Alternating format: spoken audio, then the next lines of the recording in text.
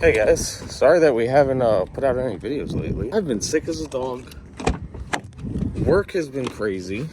Well, not crazy, but it is the busy season for my day job.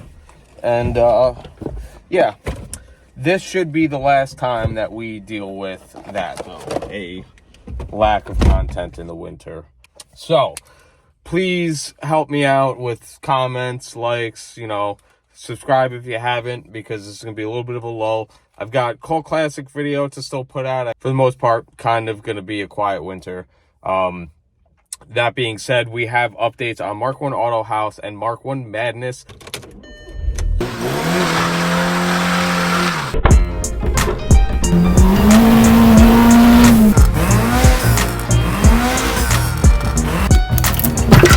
Who's there? Connecting rod. That's good.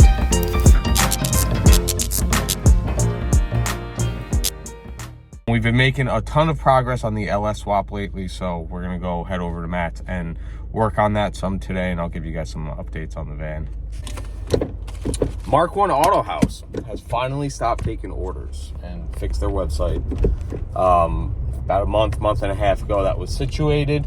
So if you have not processed your refund yet, make sure you do reach out to your payment provider so you can start that process. It doesn't seem they're closing up shop. Seems to be the first few steps of them getting their shit together. So that's a good thing. Hopefully this summer we could see some kind of return of this business and they could start giving us some of their sweet parts again. So that's that. Guys, mark your calendars. Mark 1 Madness is official for this year. July 7th through July 9th. Same place it's always been. Monton, PA. It's Maple Grove Raceway. The campground's across the street. Make sure you go check out the Instagram account, OG Mark 1 Madness. I'll put it up on the screen right here. There'll be more information there. I'll put a screenshot of the information here of how to pre-register. Pause the screen if you have to. Otherwise, go to one of the many other social media accounts that has this information posted on it. But make sure you read the description in its entirety. Some important information in there. Go to OG Mark 1 Madness on Instagram or look it up on Facebook. So that's everything on the Mark 1 front. I don't have any updates on my Mark 1s because there's road salt on the grounds and we're not really doing much. But we are rolling up to Matt's house right now because that's what we've been busy with lately, the LS swap. Okay, so here's what we got in terms of the gas tank, because the 22-gallon factory tank basically sat up in here and then in this cradle, but much further back. So we ended up deciding that the easiest solution was just to cut this out of here and just move it up to where it needed to be. And then I just finished adding this bar where this used to be. It's a little overkill, but if you think about it, this is kind of exactly where I'll place engines and stuff with the hoists. I don't exactly want to create any unneeded soft spots in the floor. And then also in terms of towing, these vans are already kind of limited. Don't want to take away from that or cause any kind of weirdness. Threw that back in, tied in the two frame channels back how they were from the factory. The other day, Matt got the fuel sender all set up. I'm gonna go ahead and get this painted up so we can get the tank put in. And then I'll show you guys that sweet new exhaust that Matt did. Nice and shiny. What you got there? That's the end of the trans dipstick. Had to cut it down to actually be correct. I like the hash marks you got going on there. Yeah, you're lucky. I got a nice diamond scribe for Christmas in my stocking from my brother. Wow. Professional. So it's all painted, drying. 2.5 to 3 inch. The chrome jammer. Got some little tweaking to do on the tip placement, but yeah, came out sweet.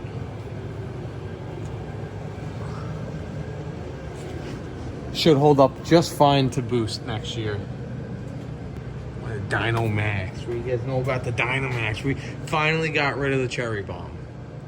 Matt just finished doing the transmission filter and the gasket. See how much of these transcooler lines, I don't know where these actually are supposed to land. It might have to go on the outside here. But okay. I was just trying to reuse these if we can. Sorry to mock up the Terminator. Yeah, hi. Yeah, hi.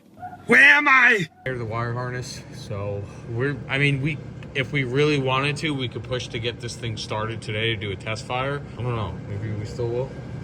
Maybe. I mean, I don't know. It's a lot of little shit. I don't know when that hose is going to be here for the fuel tank. You can't do it without the fuel tank anyway. I mean, it's not No, worth I mean, we could put fuel in it, then put it up, but like I also don't want to have it. We don't want to drop it again. No. Figure a week or two from now, we'll get this thing fired up and see how she's running. The drive shaft and everything in too, so that once the drive shaft is in, then we can fill the trans and not worry about. The next big expensive thing that we gotta buy is the drive shaft. A couple different options were modifying the stock one, paying a shop to modify the stock one, or just buying a brand new one altogether that they're gonna make. Yeah, so it was basically like the options were put new U-joints in the stock one, which the original ones are not really, doesn't seem like they meant for them to be changeable. You have to like melt out some plastic and then use internal snap ring U-joints. And then at the end of the day, you still have a 45-year-old drive shaft. I think if we were staying all motor, yeah, then we could probably get away with it and I wouldn't be too concerned about it. But as soon as you reminded me that, like, do we want to put 500 horsepower through a modified stock plus shaft? you can see the damage that is likely from a previously destroyed drive shaft. And the new one, they said a 4-inch aluminum new drive shaft is going to be good for like 1,000 horsepower. So Yeah, you're never going to get close to that. I mean, well, we were looking at like $200 to modify it ourselves. $200 to modify it, $500 to have somebody else do it and then balance it and stuff afterward, you know, with getting the new slip yoke and everything. Or like, it's like under $700. Yeah, they said like $650 for the totally new made to order one. So we're just gonna go with that. We're gonna order that this week. That's probably the last biggest thing to get it moving under its own power.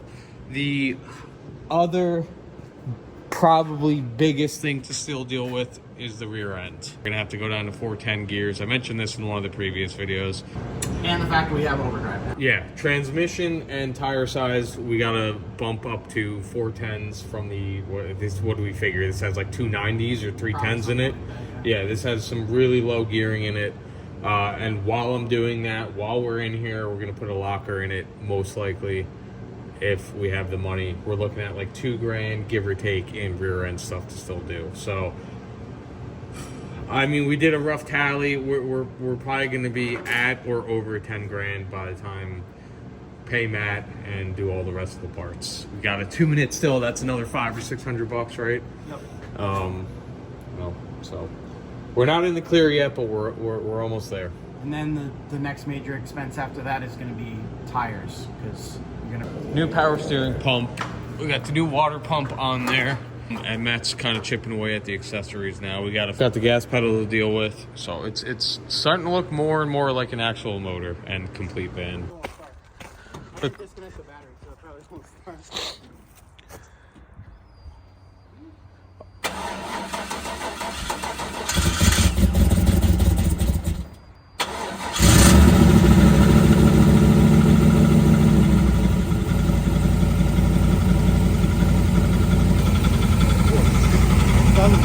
Something's not sounding good. It's the lifters. It's already going away.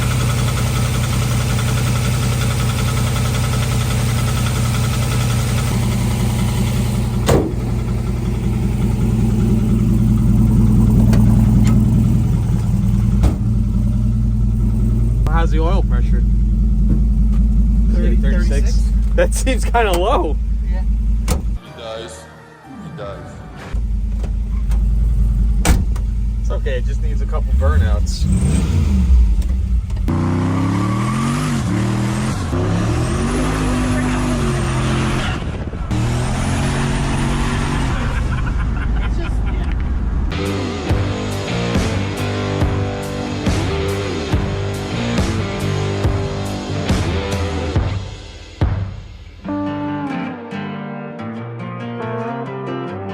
Go watch the video.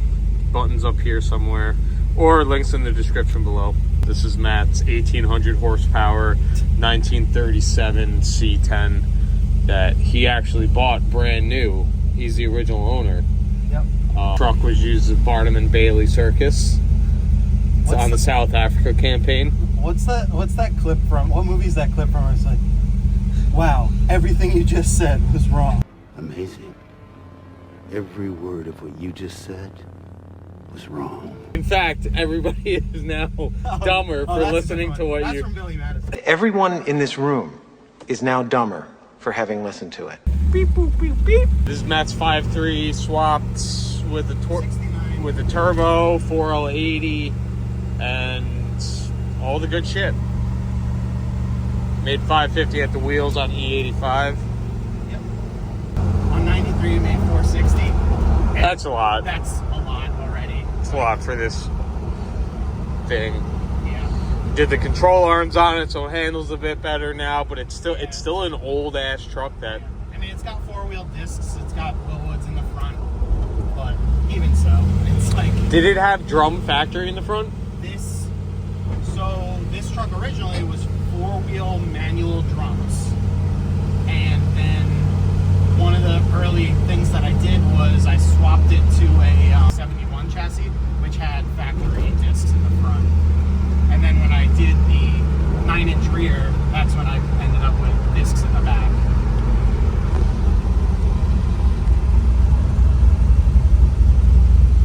Yeah, it was just like lifter tech.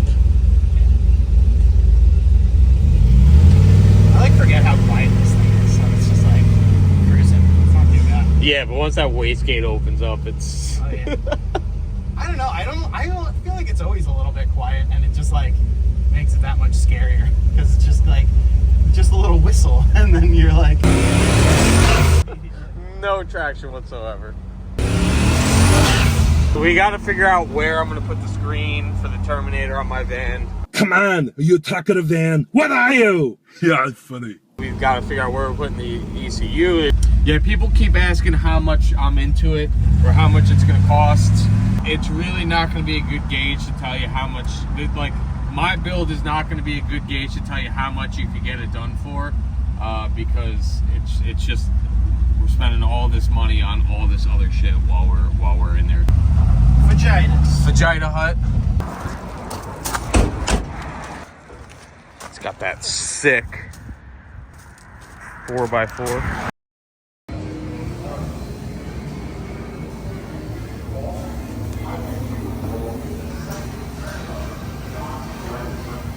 Here.